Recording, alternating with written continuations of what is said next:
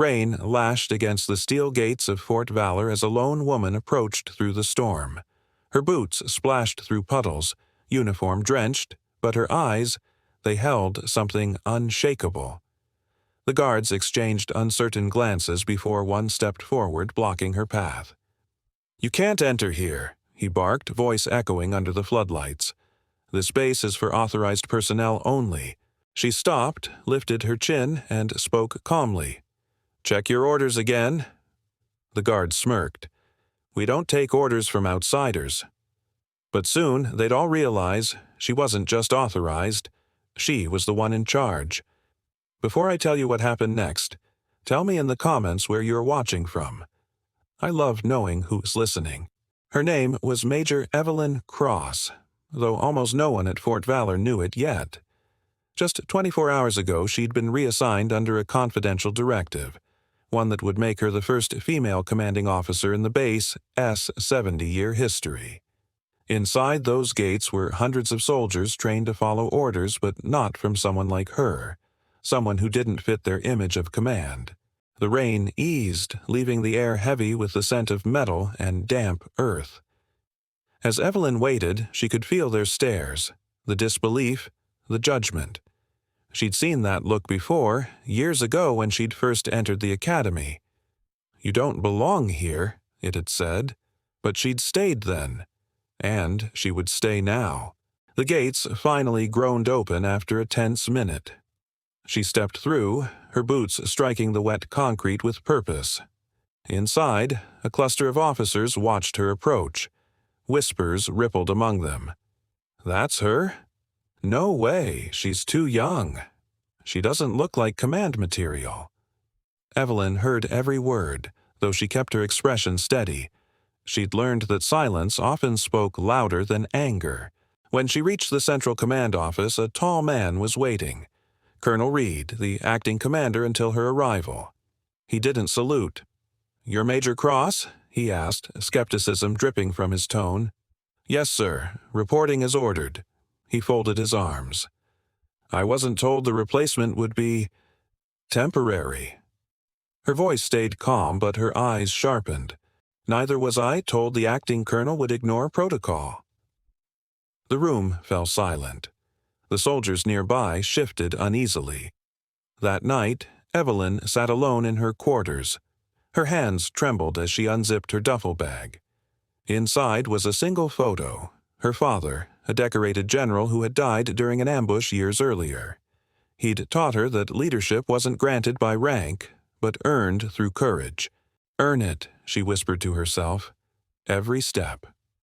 Outside, she could hear laughter in the mess hall, laughter that wasn't kind. They were testing her already. But she'd been tested her entire life. Morning broke over Fort Valor like a challenge. The sky was the color of steel. Evelyn walked into the training field where the soldiers were assembling. Colonel Reed was there, leading drills.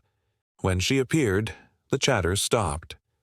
"Major Cross," Reed called out mockingly. "Care to observe real leadership today?" She met his gaze. "No, I came to lead it." The silence was sharp. Reed raised an eyebrow. "You think they'll listen to you?" She turned to the soldiers. "If they follow strength, they will. If they follow fear, they won't. Let's find out which one leads them." The exercise was simple. A simulated extraction mission under pressure. The soldiers moved in formation, confident under Reed's command. Evelyn observed quietly at first, watching how they communicated, how they hesitated when the situation grew chaotic. Then she saw it. The flaw. "Hold!" she shouted suddenly. "You're exposing your left flank." Reed ignored her. "Continue the drill." Seconds later, the alarm blared. A simulated ambush. The soldiers scrambled for cover, half the team out of position. Evelyn stepped forward, her voice slicing through the panic. "Alpha team, pivot right. Bravo, suppressive fire in sequence. Delta, extraction shield now." It was instinctive, precise, confident. Within seconds, the chaos turned to coordination. The simulation ended. Flawless. The field went quiet except for the sound of labored breathing. Reed looked stunned. How did you— I studied your training logs, she interrupted softly. Your men were failing the same drill for weeks. I fixed what fear had broken. That night, the whispers changed. The same soldiers who'd mocked her now sat in silence, replaying the moment when she'd turned defeat into victory. Reed approached her later, his pride bruised but his tone softer. They listened to you, he said quietly. Evelyn nodded. They didn't have to. They chose to. He hesitated. You've got their respect, and mine. Weeks passed, and Fort Valor began to transform. Evelyn didn't just issue commands, she listened. She ate with her soldiers, walked the perimeter at dawn, remembered every name. When a storm damaged one of the training domes, she was the first to climb the scaffold, securing cables alongside her crew. "Ma'am, you shouldn't be up here," one soldier shouted over the wind. She smiled. "Then neither should you, but here we are." By the time the sky cleared, something had shifted. Not just in the base, but in every heart she'd touched. Months later, when the promotion ceremony came, every soldier stood at attention as her name was called. "Commander Evelyn Cross," the general announced, "for leadership, courage, and unity under adversity." Applause thundered through the hall.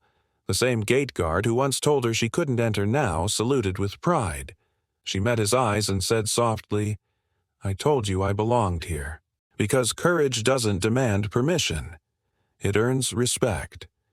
And as the sun set over Fort Valor, the same gates that once denied her now stood open, gleaming in the light. A symbol of change, of perseverance, and of a woman who refused to be turned away. If this story inspired you, don't forget to like, subscribe, and share it with someone who's ever been told they can't. Because sometimes can't is just the beginning.